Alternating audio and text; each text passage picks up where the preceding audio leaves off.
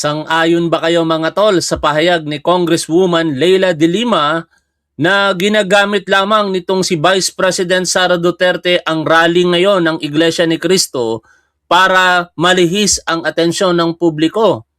At inaasahan na daw po natin yan ayon kay Leila de Lima. Kung kayo po'y sumasang-ayon sa kanyang pahayag na ginagamit lamang ni Sara Duterte ang rally na ito para ilihis ang atensyon ng publiko sa impeachment trial na kanyang kinakaharap, mag-comment po kayo ng 1 mga tol, at kung kayo na may hindi naniniwala dito kay Leila de Lima, comment 2. Pero ano po ba ang katotohanan?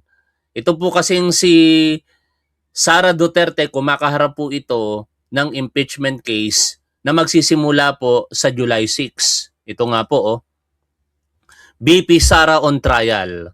Sa inilabas na pre-trial order ng Senate Impeachment Court para sa paglilitis kay Vice President Sara Duterte, may 17 testigo na, parehong nasa listahan ng prosecution at depensa. Target trial days. Sa prosecution, 62. Sa depensa, 30. Ang listed witnesses, prosecution 57, defense 45, at meron pong 17 common witnesses. Kailan po ba magsisimula itong impeachment trial ni Sara Duterte? Sa Lunes na po yan mga tol. July 6, no? Lunes po. At yan po ay magaganap sa alas 2 po ng hapon. From Monday to Wednesday hanggang July 28. At July 28 onwards, magsisimula po yan every 2 p.m. from Tuesday to Thursday. Yan po ang hindi na talaga ngayon maiiwasan. Pero para po kay Congresswoman Leila de Lima, mukhang yan ay sinasamantala ni Sara Duterte itong INC rally para po hindi mapag-usapan. Ngunit hindi po tayo magpapadala dyan sapagkat kahit pinag-uusapan po natin ang mga kaganapan ngayon dito po sa INC rally, patuloy po nating tinatalakay. In fact, every now and then sa pagsisimula ng ating programa, ang intro po natin ay tungkol sa impeachment case ni Sara Duterte. Bago tayo magpatuloy, ito po yung kaganapan ngayon diyan po sa EDSA kung saan ang Iglesia ni Cristo at iba't iba pang mga individual ay nagsasagawa po ng rally bilang pagsuporta sa tinatawag po nilang transparency, accountability, peace, and justice. Pero alam naman natin na yan po ay punot dulo talaga ay kay Senador Rodante Marcoleta. Ito pong si Senador Rodante Marcoleta ay inanunsyo kamakailan lamang ni Ombudsman Boying Remulla na kanila pong sasampahan ng kasong plunder sa Sandigan Bayan. At dahil po doong sa pahayag na yon, nagkaroon po ng biglaang rally. No, ito pong Iglesia ni Cristo kahapon. Pero malamang sa malamang, hindi naman talaga yung surprise kung hindi planned na rally. No, pinagplanuhan po talaga nila yan, but unfortunately, hindi kaagad nakarating sa kaalaman ng ating otoridad dahil inilihim talaga. In fact, may mga kumalat nga po na text mula po diyan sa grupo nila na sinasabing sila po ay magtitipon-tipon sa EDSA alas 4 po ng madaling araw at hindi daw po dapat ito ipaalam kahit kanino maliban sa mga miyembro po nila at sa pamamagitan lamang ng mga pribadong messages. Bawal daw pong mag-post sa social media. At even yung ilang pong mga miyembro ng Iglesia ni Cristo na nag-message po sa akin at ang kanilang political affiliation ay para suportahan ng gobyerno at mga loyalista po sila, inilihim din daw po sa kanila. No? Nagulat daw po sila sa naging pangyayari na yan. Siguro tiningnan ng mga nag-organize ng Iglesia ni Cristo na hindi lahat ng mga miyembro po nila ay solido po nilang makukuha. Kaya una po nilang ipinaalam sa mga sumusuporta talaga partikular kay Marcoleta at sa mga Duterte. Kasi doon po sa conversation namin ng ilang mga miyembro ng Iglesia ni Cristo, pero syempre hindi ko na po yan ipapaalam sa inyo kung sino sila, hindi po nila nagustuhan yung nangyayari ngayon na yan To the extent nga po na pinag-uusapan nilang magkakapatid, ayon doon po sa kausap ko, ay kahit magresulta daw po ito, hindi po ito paninira Hindi ko lang mailabas yung conversation bilang pagrespeto na rin sa kahilingan ng tao at syempre para na rin po sa kanilang privacy. Kahit magresulta daw po iyon ayon sa isa sa mga kapatid ay sa pagkakatiwalag haharapin nila, no? Kasi hindi daw nila maatim na ganito ang ginagawa ng kanilang relihiyon sa sinusuportahan nilang gobyerno at kay Pangulong Bongbong Marcos. But anyway, that is their decision. Wala naman tayong pakialam dyan. Pero ang katotohanan, kung bakit po nagsimula ang lahat na ito, ay dahil po sa napipintong kaso nitong si Rodante Marcoleta sa part ng Iglesia ni Cristo. Pero sa mga Duterte supporters, alam din natin kung bakit sila nakikilahok dyan para protektahan si Sara Duterte. At kaugnay po ng kinakaharap ni Rodante Marcoleta, meron pong paglilinaw ang ombudsman kahapon. At sa balita pong ating pakikinggan, pasensya na po kayo kung hindi ko maipakita muna sa inyo bago natin puntahan yung pahayag ni Leila de Lima at nitong si Sara Duterte, ay nilinaw po dito ng ombudsman na nanggaling umano sa mismong bibig ni Senator Rodante Marcoleta ang kanyang naging paglabag sa batas. Pakinggan po ninyo ang balita.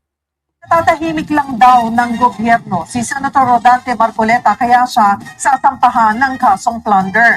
Matagal na raw itong plano ng administrasyon. Pero buwelta ng ombudsman sa bibig mismo ni Marcoleta galing ang paglabag niya. Live mula sa Quezon City, nasa frontline ng balita niyan si Camille Samonte. Camille, bakit sinasabi ni Senator Marcoleta na gusto siyang patahimikin?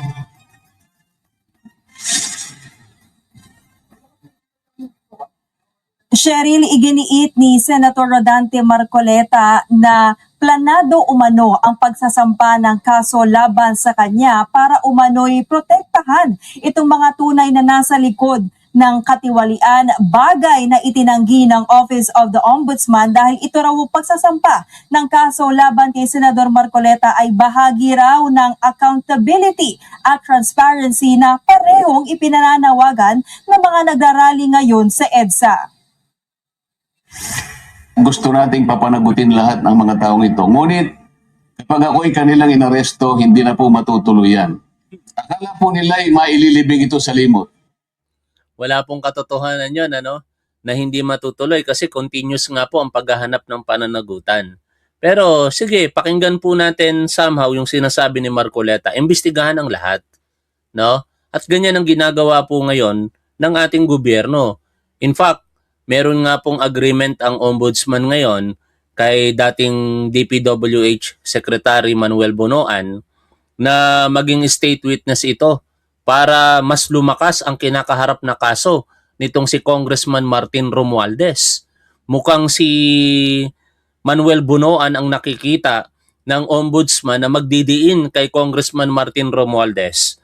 At sa isa pang punto, sa mga susunod na araw, sabi nga ni Ombudsman Boying Remulla, kung naging mainit ang tag-init, ay magiging maulan. Ito pong mga kaso na kakaharapin ng mga kongresista, no? Hindi na po mga senador lamang, mga kongresista na po rito. At naniniwala po ako na kapag ka nangyari yan, may mga tatamaan po diyang kaalyado ng ating gobyerno.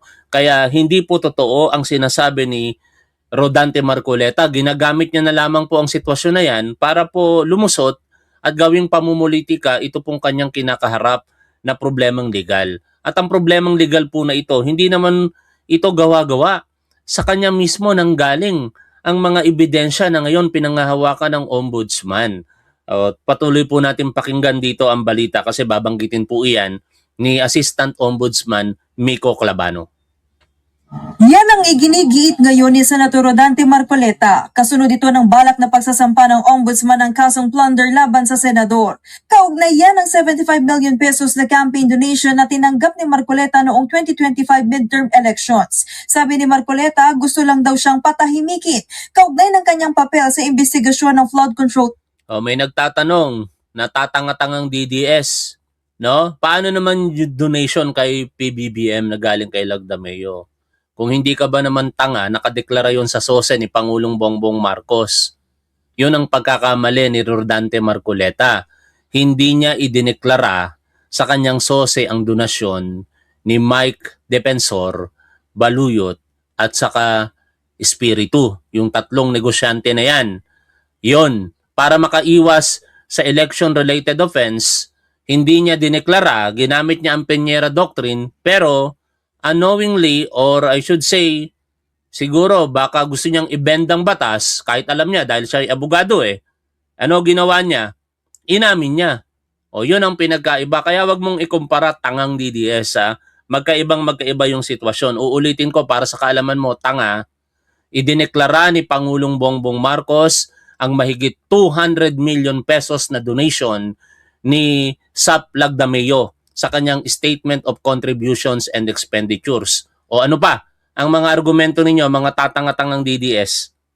Skandal. Mas uunahin po nila yung tao na nagmamalasakit sa inyo para palitawin natin ang katotohanan. Ngunit yung taong nasa likod ng O yan na naman kayo, mga tatanga-tangang Duterte supporter. Makailang beses ko itong sasabihin, pero huwag kayong aalis kasi malaki tulong ninyo kay Top 1 sa panonood sa akin. Pero, ito lang ang masasabi ko. Ako, di ako nanonood sa tanga.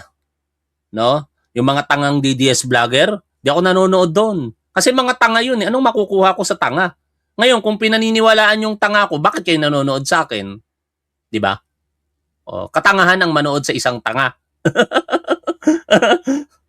ng kasalanan ito ng pagnanakaw, hanggang ngayon ay wala pa po silang ginagawang pag-uusig.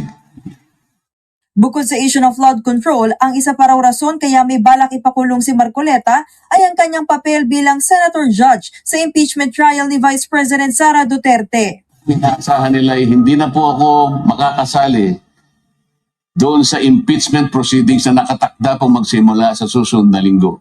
Sa mga tweet, 2 ibon sa isang putok, mga kababayan. Pero agad yang tinabla ng Office of the Ombudsman.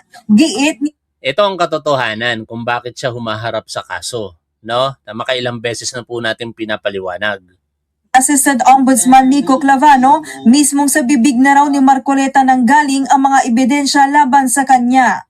Marami kasi kaming fina-file na kaso laban sa mga public officials at kadalasan yan po talagang nagiging sagot nila na persecute sila, na it's about politics. The facts will speak for themselves. And I think when you read the case and you listen to the admissions and you listen to the interviews, you will see that the case is quite clear-cut.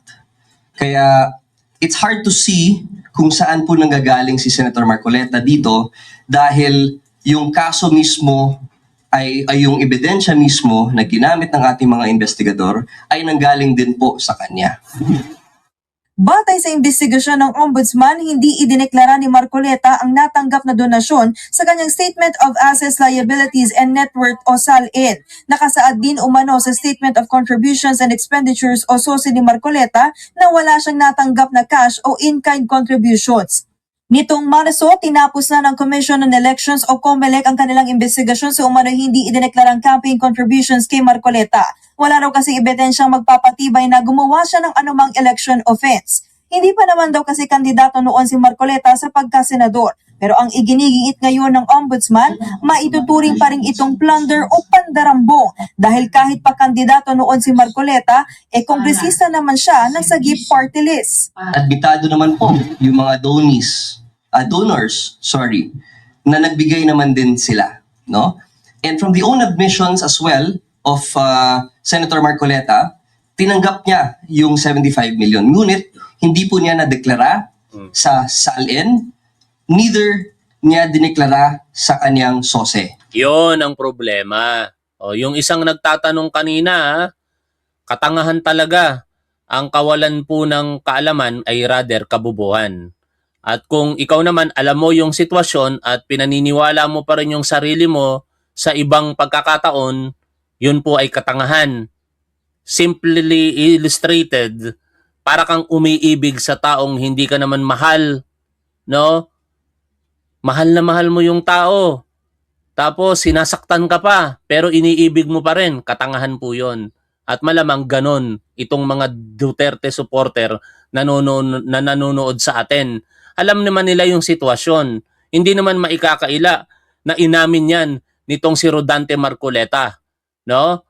At sinabi nga ni Rodante Marcoleta na kaya niya po hindi yan idineklara kasi ayaw daw pong magpasabi at ipaalam yung pagkakakilanlan ng mga donors siya. Nakilala po natin sina Defensor, Baluyot at saka si Espiritu. I think either Baluyot or Biray, no? Pero ang nakita ko kasi sa balita ay Baluyot ang nakalagay doon sa apelyido. But anyway, yun nga po, ano, dahil nga po sa non-declaration na yan, kasi simple lang naman no? Kung idineklara yan ni Rodante Marcoleta sa kanyang sose, wala po siyang kakaharaping plunder. Kasi maliwanag na campaign donation yon. Pero bakit hindi niya dineklara? Yon ang malaking katanungan. Ang katwiran niya lamang ayaw magpakilala. Sapat ba yon na maging ebidensya ngayon? Ang presumption kapag ka ikaw ay public official, which in his case, nangyari yung pagtanggap niya ng donasyon na yan, ay January 2025, siya ay kongresista ng Sagip Party List. Kaya kung itinuloy lang nitong si Marcoleta marahil yung kanyang kandidatura noong 2022 sa pagkasenador, hindi siya mauuwi sa ganitong kakaharaping problema no? Ang ginawa niya kasi dahil sa katusuhan niya, alam niyang hindi siya mananalo noong 2022, umatras siya at bumalik siya sa Sagip Party List at naging kongresista muli from 2022 to 2025. Kaso, nagangad siyang maging senador, tinanggap niya yung donasyon noong January, siya ay kongresista tapos hindi niya ito dineklara sa kanyang sose, nagkaroon tuloy ng mga ganitong issue sa kanya. Ang kanyang mga sinasabi ngayon na pamumulitika, ang tanong dyan, magagamit niya ba yan bilang ebidensya sa korte kung sakaling isampa na po ito ng Office of the Ombudsman? Ang sagot, hindi. Dapat mapatunayan ni Marcoleta na yung kanyang tinanggap na 75 million pesos ay hindi po ill-gotten wealth.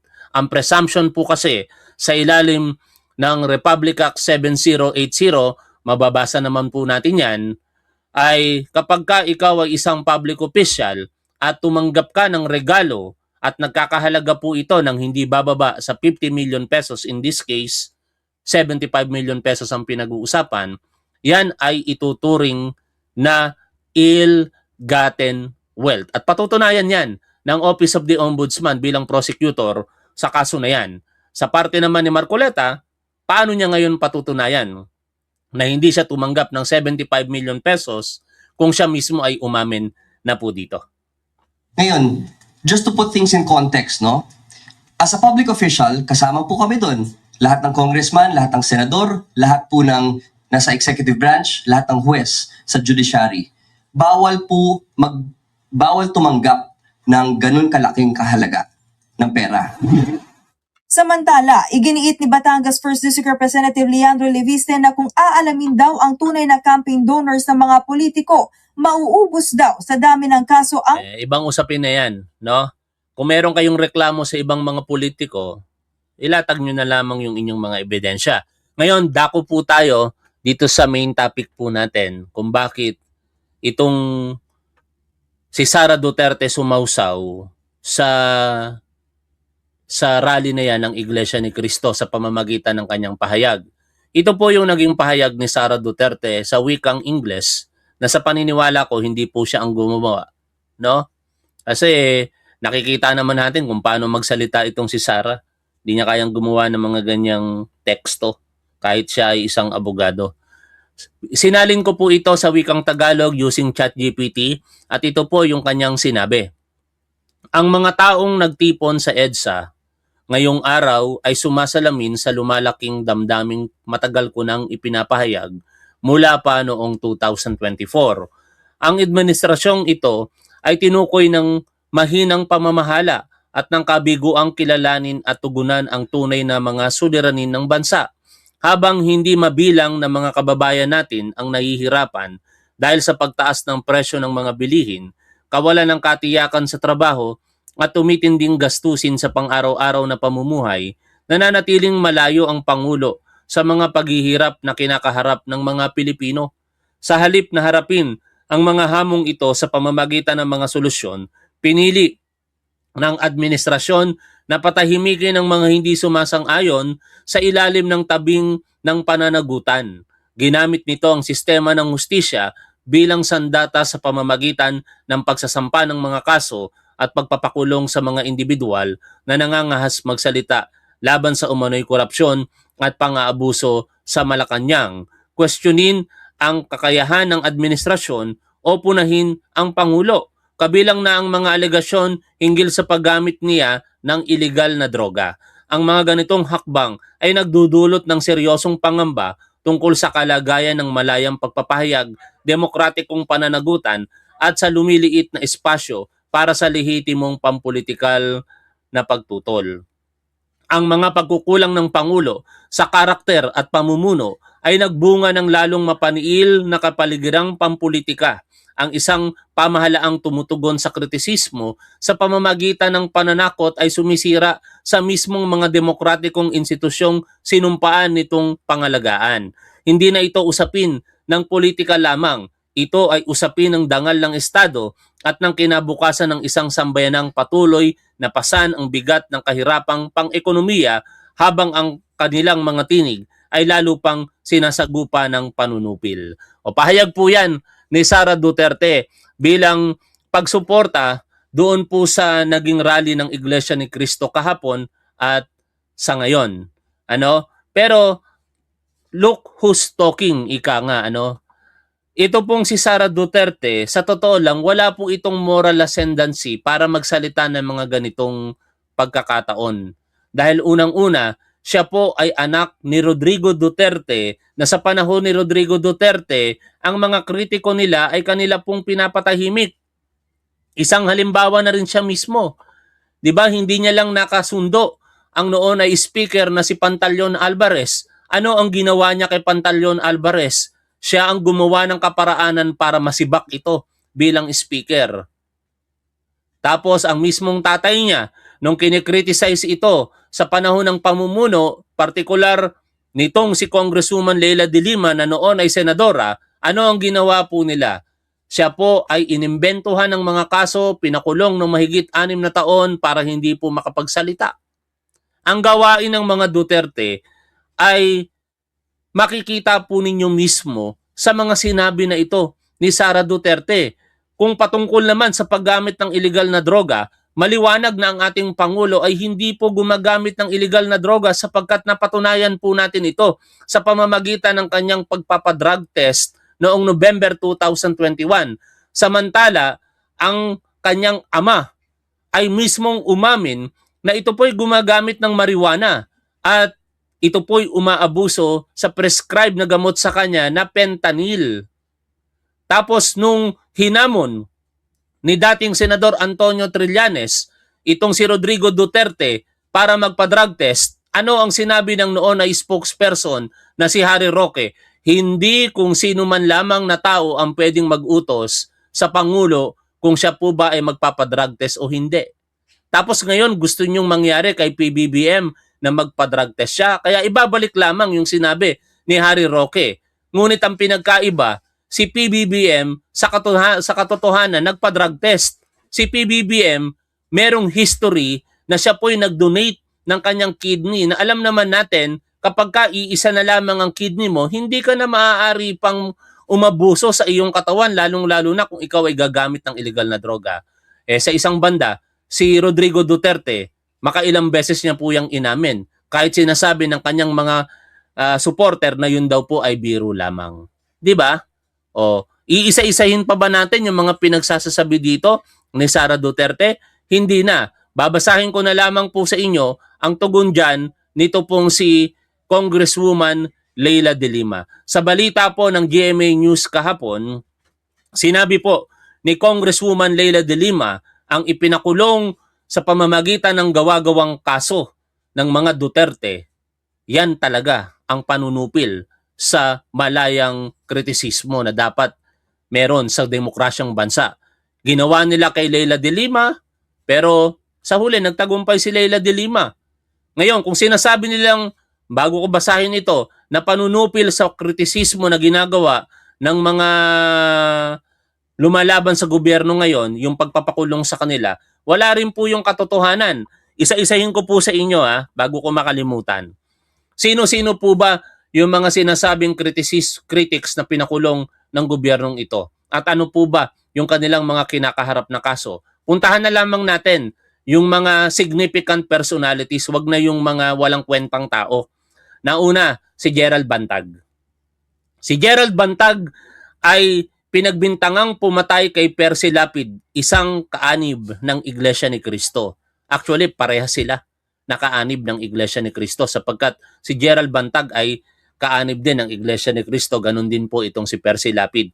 Noong October 3, 2022, tinambangan si Percy Lapid papasok sa kanilang subdivision ng 4 na katao. Isa po doon ang nahuli na si Escorial. At inamin ni Escorial sa pamamagitan ng kanyang mga pahayag na ang nasa likod ng pagpatay na yon, ang pinakapuno ay itong si Gerald Bantag. Nakasuhan si Gerald Bantag at nilabasan ng warrant of arrest noong 2023. Pero hanggang ngayon hindi pa rin po siya nahuhuli. Pamumulitika ba yon? Hindi. Nag-ugat po iyon sa kasong murder, pagpatay. Puntahan po natin si Arnulfo Teves. Si Arnulfo Teves ay sinasabing critics din ng ating gobyerno, ng ating Pangulong Bongbong Marcos. Pero siya po ba ipinatahimik dahil po sa politika? Hindi. Noong March 4, 2023, sa Pamplona residence ni Governor Ruel Digamo at 9 na iba pa, pinatay sila. Kasama po ng iba pang mga seriously injured. Sino ang itinuturong nasa likod po ng pagpatay na yon? Si Arnulfo Teves. Nagtangka si Arnulfo Teves na magtago sa ibang bansa, pero salamat sa maayos ng pakikitungo ng ating Pangulo sa presidente ng Timor-Leste, at doon ang Timor-Leste government mismo ang nag-deport pabalik dito sa Pilipinas kay Arnulfo Teves. Kaya siya ngayon nakakulong sa Manila City Jail. Ang tanong, pamumulitika ba yon? Hindi. Muli, yun po ay murder o pagpatay. Si Harry Roque na nagtatago sa ibang bansa, siya ba ay kinasuhan dahil lamang sa pamumulitika? Hindi po. May mga reklamo po sa kanya for qualified human trafficking. At kung talagang hindi totoo ang mga alegasyon na yon, sana hinarap niya rito sa Pilipinas. Pero ano ang ginawa niya? Bago pa man siya masampahan ng kaso, agad po siyang nagtago sa ibang bansa hanggang sa kinalaunan nag-apply ng kanyang political asylum sa Austria yata, kung hindi ako nagkakamali. Pero hindi na ako magpapakalalim pa dyan. Binabanggit lamang natin yung mga personalidad na sinasabing pamumulitika. Hindi. Lahat sila napagkasuhan ng mga kriminal na kaso dahil po sa kanilang mga ginawa na hindi po related sa politika. Actually, ang mga political crime is like rebellion, sedition. May ikinasuba sa mga tao na yan na sedition. Perhaps yung kay Kiko Barsaga, o baka pwede pang sabihing political na kaso yun kasi siya po ay kinasuhan ng inciting to sedition. Pero hindi lang naman yun Nakulong si Kiko Barsaga or nakasuhan siya dahil po din sa mga kasong cyber libel na no other than yung pinakamayaman na tao sa Pilipinas ang nagsampa ng kaso sa kanya. And kaya kong ubusin ang buong araw na ito kung ilalahad ko lamang sa inyo ang mga basihan sa bawat individual na napagkakasuhan sa panahon po ng kasalukuyang gobyerno sa pamumuno ng ating Pangulong Bongbong Marcos. In short mga tol, ira-wrap up ko lamang ang mga kasong kinakaharap ninyo, partikular ikaw Sara Duterte, hindi ka lamang makasuhan pa ngayon sa hukuman. Ang impeachment case na kinakaharap mo ay hindi pamumulitika. Ito ay produkto ng iyong aksyon mismo. Biruin mo, saan ka naman nakakita? Vice-presidente ka? Pagbabantaan mo ang buhay ng Pangulo, ang kanyang asawa at ang dating speaker? Vice-presidente ka? Yung confidential funds na sinasabi ay hindi mo ginamit sa tama? Dati kang kalihim ng Department of Education, ganun din ang akusasyon? Higit sa lahat, basic sa mga sino mang taong gobyerno na dapat tama ang inilalagak mong mga impormasyon sa iyong Statement of Assets, Liabilities, and Net Worth. Pero ano ang nangyari? Marami kayong hindi idineklara sa iyong SALN. Partikular, yung mga firearms na pag-aari ninyong mag-asawa, hindi nakalagay yon sa SALN. Lahat yan ay mapag-uusapan sa impeachment case na kinakaharap mo ngayon. Kaya ang sinasabi po dito nitong si Congresswoman Leila de Lima, inaasahan na natin na dahil sa nalalapit na impeachment trial ni BP Sara, gagamitin niya ang ganitong mga pagkakataon at iba pang usapin para malihis ang atensyon ng publiko sa mga issue laban mismo sa kanya. She talks as if she has the moral high ground and as if she has made any real contribution to solving the country's problems. Pero ang katotohanan, wala. Ngayon, sa balita po ng Bilyonaryo News Channel at bahagi po ng press conference ni Yussi Claire kahapon, nabanatan niya yan si Sara Duterte. Panoorin po, pakinggan po ninyo, no? Hanggang pakinig lang muna tayo. Wala po ako kasing speaker ng computer ko pakinggan po ninyo ang balita na ito. Sinagot naman ng palasyo ang mga tirada ni VP Sara kaugnay sa rally ng iglesia. Ang Pangulo naman nakatutok daw sa mga nangyayari sa EDSA. Yan ang agenda report ni Ivy Reyes live mula sa Malacanang. Ivy, go ahead. Yes, Willard, kaya raw nagkansela ng public engagement si Pangulong Bongbong Marcos ngayong umaga ay para mag-monitor ng rally o surprise rally na sa tingin ng Malacanang ay pinadong ilihim sa gobyerno. Willard, ang surprise rally na ito ng Iglesia ni Cristo ay sumakto rin sa 4th anniversary ng Marcos Jr. administration ngayong araw, June 30. Nirerespeto raw ng Malacanang ang Iglesia ni Cristo ang paninindigan nito at ang pamunuan nito, pero may mga batas daw na dapat sundin lalo na sa pagsasagawa ng mga rally. Pero si PBBM daw, ito ang reaksyon. Pakinggan natin.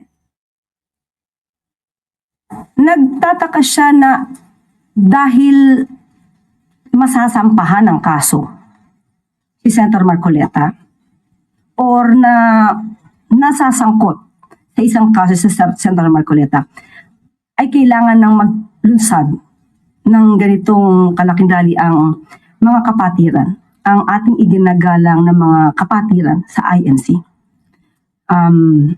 But still, ang Pangulo po ay nakikinig, iginagalang sila. Ang tangi lamang niyang hiling ay igalang natin lahat yung mga naaapektuhan. Madaling araw nalaman ng opisina ng presidente na may surprise rally ang INC. Ngayon, may mga nagtatanong kung bakit tila hindi ito natunugan ng gobyerno sa kabila ng intelligence fund ng Pangulo. Ayon sa Malacanang, hindi nila masasabi kung may pagkukulang sa intelligence gathering.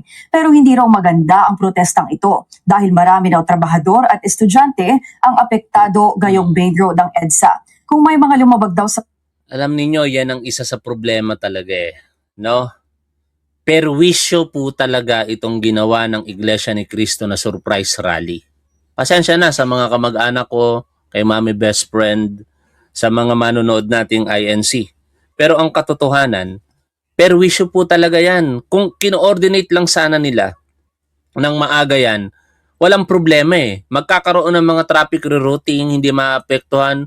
Ito pong katulad ng mapapakinggan po ninyo dito po sa ipinapakita ko sa inyo sa screen. Ito po yung mga pangkaraniwang Pilipino na apektado po ng biglaang rally na yan ng Iglesia ni Cristo. Pakinggan po ninyo ang kanilang mga saloobin, mga tol. No? Akala ko anong nangyayari, may rally pala. At po nagdadaing kanina dahil wala nang kinita. Kawawa din talaga yung mga maapektuhan ng traffic na nagtatrabaho araw-araw. Sa tingin ko, yung way nila is nakakabala. Pwede naman siguro sila mag-rally pero yung hindi to the point na parang harangan nila yung buong EDSA. Kasi syempre, naintindihan naman natin yung yung parang posisyon nila. Pero sana hindi to the point na maapektuhan rin yung kapwa nila Pilipino. Hirap talaga, wala na kaming kikitain. Wala na kami sa hanap buhay, ubus na. Layo na inikotan namin pag dahil sa rally na yun. Ang laki po ng cost ng traffic na ginawa nila, parang naging problema po siya sa EDSA. Lalo na po madaming mga empleyado na nagmamadali pumasok sa trabaho. Sobrang laking cost po ng traffic na yun para sa yung ginawa po nilang rally na yun. So, siguro po ang masasuggest lang sa mga nag-rally, siguro po ayusin lang yung mga route nila, tapos para i-maintain pa rin yung discipline ng mga tao na gumilid lang, ganyan. So, yung mga commuters is hindi maapektuhan ng rally. Adjustment lang talaga sa transportation. Pagdaan ko talaga kanina, pagbaba ko dun sa may overpass, sobrang traffic talaga. Tapos nakarating na ako dun, hindi pa din umaandar yung mga sasakyan.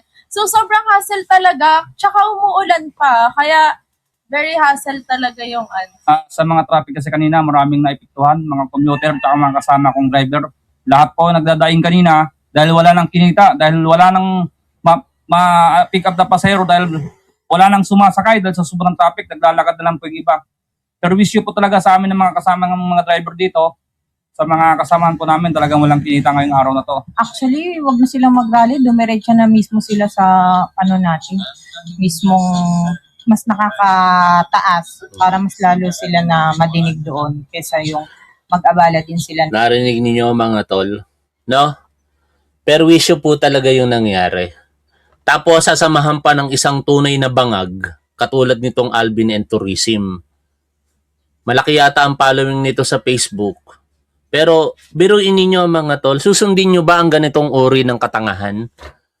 Nakalagay po dito, sa lahat ng OFWs all over the world, mula July 1 hanggang August 1, kung nais ninyong subukan nating kusang loob na ipahinto muna ang pagpapadala, walang pinipilit, walang inuutusan, personal na desisyon ito, kakasaka ba? Oo, hindi nyo pinipilit, hindi mo inuutusan, personal desisyon. Pero ang tanong, makakatulong ba yan sa pamilya mo, tanga? O sa pamilya ng mga OFW po nating, kayo mga manonood po natin ditong OFW na may mga pamilya po dito sa Pilipinas, sa tingin nyo, tama po ba itong gagawin ninyo kung sakasakali? Isang buwan kayong hindi magpapadala para lamang iparalisa ang ekonomiya ng bansa at makaapekto sa pamumuno ni Pangulong Bongbong Marcos? Gugutumin ninyo yung pamilya ninyo? Tanga lamang ang gagawa nito o bangag? Ha? Napakalaking katangahan po niyan pagka ginawa po ng isang OFW yan. No? Wala tayong magagawa. Ganyan po talaga ang utak ng mga DDS. Ito ang pinakapunto eh. Ekonomiya po ang tatamaan natin dyan. Siyempre, sa rally na rin na ito. May nagtatrabaho po at hindi naman po pwedeng magsara ang gobyerno, ang mga business dahil may nagpoprotesta. Pahayag po yan ni General Nicolas Torre kahapon, ang MMDA General Manager. At eto salamat kasi yung NCRPO Regional Director, isa palang Iglesia ni Cristo. Ngayon, nanindigan siya sa tama. Hindi siya nagpadikta sa pamamahala ng INC. Ang sabi ni Director Aberin, although INC po tayo, we will abide by the Constitution. We are for the duly constituted authorities. Doon po tayo sa nakakarami. Kaya saludo tayo dito kay General Aberin. Pero ano kayang mangyayari dito? Baka itiwalag po ito. No? Baka matiwalag po si General Aberin katulad ng ginawa po di umano kay General Torre na tiniwalag. Pero tama po yan, General Aberin. No? Hindi naman porket kayo po ay kaanib ng Iglesia ni Cristo ay susunod na lamang kayo sa kagustuhan nila. Saka ang maganda dito mga tol, hindi nila nasindak si General Aberin. Kasi karamihan dito sa ilang mga miyembro ng Iglesia ni Cristo, ako nung pulis pa ako, sa totoo lang, biktima ako ng ilan dyan eh. Pagka nagkakanda kami ng checkpoint, sasabihin, Sir, Iglesia ni Cristo po ako. Mapapakamot ka na lang kasi wala kang magagawa eh. Pagka sinunod mo naman yung dapat, although mali, sigurado may kalalagyan ka. O tatawag ka agad yun kung kani-kanino, tapos ka. O, yun ang naging kalakaran. Pero hindi nila kayang gawin yun kay General Aberin. Kasi siya mismo Iglesia ni Cristo eh. Baka sabihin pa sa kanya, ano ngayon kung Iglesia ni Cristo ka? Iglesia ni Cristo rin ako. Doon tayo sa tama at dapat. O, hanggang dito na lamang muna mga tol. I-komento ninyo ang inyong saloobin tungkol po sa ating pinag-usapan. Maraming salamat. Lagi po nating tandaan kung ano po ang tama at dapat, doon tayo. Keep safe. See you always. Bye for now mga tol.